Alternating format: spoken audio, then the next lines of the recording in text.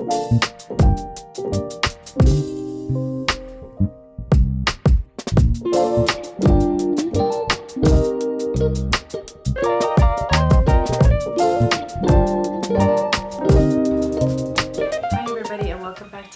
The Diligent Doc. I'm Varsha Patel, and today's video is an exciting one because it's a fun topic for me, and that is how I maximize my morning commute on my way into work each day. And this is also applicable to your evening commute or afternoon commute back home. So when I first started my job as a physician back in 2013, I was a full-time hospitalist. My house was about 40 minutes away from the hospital. And initially I was kind of bummed out about this because my previous commute in residency was about 5 minutes. And so adjusting from that short commute to a much longer commute, which could be longer during high traffic times, was a little disheartening because I felt that I couldn't accomplish much on the drive. I wasn't a big fan of spending a lot of time sitting down and doing nothing, even though I knew it was necessary to get myself to my job. But I tried to think about different ways of how could I use this time more wisely or to benefit myself in some way. So that's when I started to look into Audible, which is an audiobook service. It's very popular now. It is through Amazon. And so I decided to get a subscription for Audible, which I felt was valuable at the time because it was about, I think, $14 a month, and you got one book a month. If you wanted to purchase extra books, you could always do that. But it allowed me to get through many books over the last several years that I otherwise probably would never have had the time to sit down and read the physical book. I was able to learn so much about various topics, including memoirs and self-help, which were major for me in my growth and personal development. Initially, I started off with a lot of fiction books because that is what I love the most.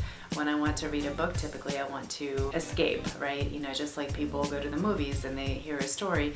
For me, books were a way to escape and just unwind and go into a different world, learn about different characters and their stories. I love fiction, but over time I got more into nonfiction. The most interesting nonfiction to me is personal development and self-help and people's biographies and memoirs. So that was really enjoyable for me and a way for me to feel like I wasn't wasting hours and hours of my life, which added up to days and sometimes weeks that you're spending in the car commuting to your job. Another thing that I love doing during my commutes is listening to podcasts. So similarly to listening to books, podcasts are a way for me to learn about a specific topic, whether it's nutrition, exercise, self-help. Again, I'm a big fan of self-help if you haven't noticed already, and other topics like the news, meditation. These are ways to maximize learning about different topics and hearing from people that aren't in the mainstream about such topics. Other popular podcasts include murder mysteries and true crime. I'm not so much into those. I've never really given them a chance, honestly, but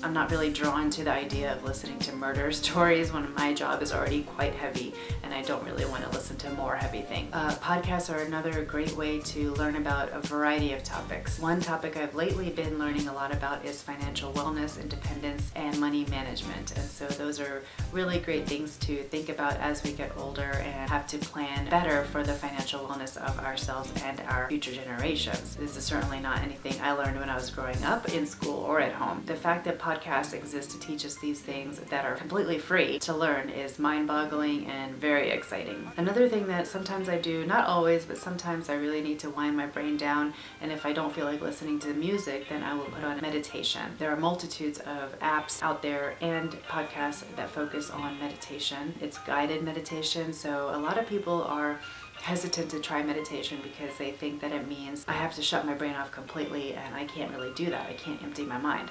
That is not at all what meditation is about. It's actually kind of the opposite. Meditation is really about focusing your thoughts on a specific thing or a specific part of your body, like in a body scan meditation, or visualizing something. So it's kind of redirecting your thoughts because our thoughts are always in a jumble. I mean, we have thousands of thoughts each day, and most of them are not really serving us. They're just thoughts that pop up in our head, and they can have a significant impact on our mood and our interactions with other people. But meditation is a way to reframe those thoughts as, just because I'm thinking this doesn't mean it's actually true, or it doesn't mean it's a reality. Giving those thoughts a cloud around them and letting them kind of go away, where you focus your attention instead on something that's more calming and peaceful.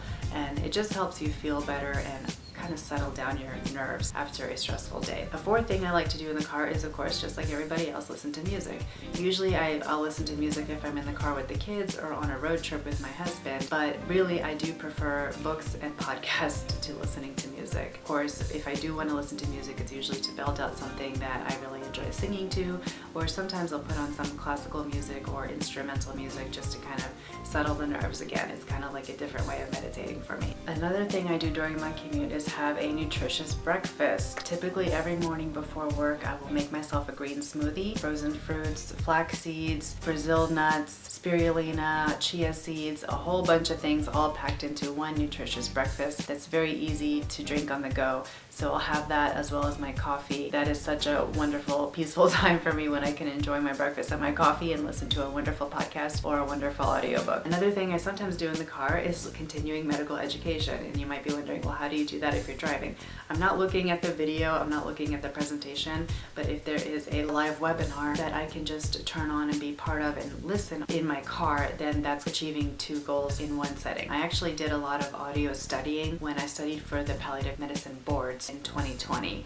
I was listening to audio recordings of the study sessions, and that was really helpful because it helped me focus on studying, whereas there was no time to do that at my job at the hospital, or once I got home. At that time I was the mom of a newborn/infant, was nursing. There's really no time to sit down and read a book when you have all those other responsibilities. So being able to listen to the audio content and study that way and retain it in a different way than just reading it was very helpful for me. So I hope those gave you a few good ideas on how you can maximize your morning commute. If you're somebody who instead takes the bus or the train, perhaps you can actually get some work done on your laptop or read books. There are many things that you can do during your commute that can maximize your productivity and your day as well as your well-being. But if you just need to take a breather and listen to some cool music, you do that too, of course. I would love to hear the ways in which you guys maximize your commutes and how you spend your downtime that could otherwise be used to do other things. I hope you enjoyed this video, and if you have any suggestions or topics for further videos you want to hear about, please let me know in the comments. Otherwise, please check out this video and I'll see you next time. Take care.